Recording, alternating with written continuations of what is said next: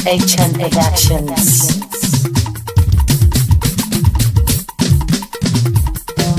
Ọpẹ́ ló mú wá lóní ọjọ́ ìbí rẹ̀. Ọpẹ́ ló mú wá Elédùwà ọba tó dá ẹ sí. Ọpẹ́ ló mú wá. Ọlámídé Tèmítọ́pẹ́ Ewébíyì.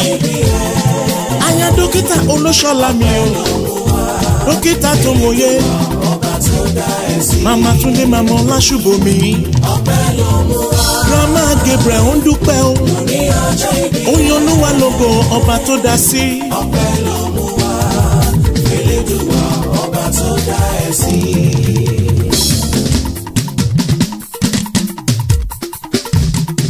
Abẹ́ni kí ló fi sàn gàwọn tí kú ti pa ọ̀run ló ṣàbò àlàáfíà ẹ̀ òun lámọ̀ tó ń gbà ẹ́ lọ́wọ́ ewu ẹ kọrin ìfọ́bà oníbú ọ̀rẹ́. Aleluya ògo ni fún ògo àfijọ́ ìlú ní ọlọ́run. A ní alààyè ni ó yìnyín bó tiẹ̀ o. Aleluya ògo. Tèmítọ́pẹ́ ṣọpẹ́ ọdún ó ní. Tèmítọ́pẹ́ tọ́ sí mo mọ́ra mi. Abẹ́ni Olúwa lógo. Tèmítọ́pẹ́ tọ́ sí mo mọ́ra mi. Èmi tó ń fojoojúmọ́ rí ẹ̀gbọ́n Olúwa gbé mi sọ́lá. Èmi tó fìgbà gbogbo rí ẹ̀gbọ́n mo tún láyọ̀ o.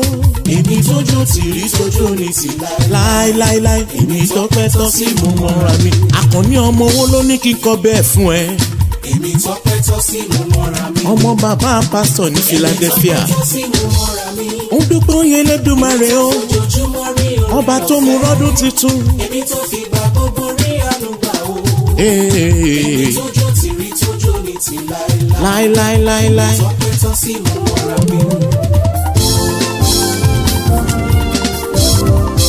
Ọlọ́run ọ̀run ohun ayé wọ́n ní àtọ́pẹ́ yẹ fún. Báwo la bá ti fẹ́ ọ tó? Oníbú ọ̀rẹ́, oníbú ọ̀rẹ́, oníbú ọ̀rẹ́. Abẹ́ni Elédùmarè ohun ọ̀rẹ́. Ẹ̀gbọ́n mo tún ráyọ̀ dúpẹ́. Báwo la bá ti fẹ́ ọ tó? Ẹ̀gbọ́n Olúwa gbé mi sọ́lá mi o. Oníbú ọ̀rẹ́. Fún ara líle wá gbogbo. Fún gbogbo ìbùkún ayé àwa yíyan àti dúpẹ́. Oníbú ọ̀rẹ́, oníbú ọ̀rẹ́, oníbú ọ̀rẹ́, oníbú ọ̀rẹ́, oníbú ọ̀rẹ́ o. Báwo la bá ti fẹ́ ọ tó? Oníbú ọ̀rẹ́ o. Ó yẹ wá ká fọ́pẹ́ fún ẹ̀yẹ tó ṣọdún yìí aṣọ ọ̀pọ̀lọpọ̀ ọdún lọ́lá Olúwa. Ọlámídé ẹ jẹ́ ká wá fọ́pẹ́ fún olú. Gbogbo Dallas Texas oníbàjẹ́ èmi Adédayọ̀ Òjó náà kí ẹ o. Akéré orin ogun wọn dúpẹ́. Ẹ jẹ́ ká wá náà dúpẹ́. Happy birthday to you. Hallelujah solú. Long life and prosperity. Ẹ jẹ́ ká yìn Olú.